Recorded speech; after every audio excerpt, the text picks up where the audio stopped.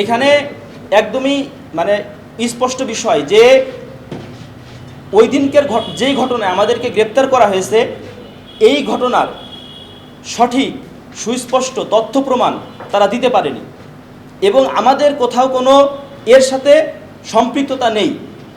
বিশেষ করে বৈষম্য বিরোধী ছাত্র আন্দোলনের শীর্ষস্থানীয় নেতৃত্ব যাদেরকে গ্রেপ্তার করা হয়েছে তাদের কোনো সম্পৃক্ততা এই ঘটনার সাথে নেই।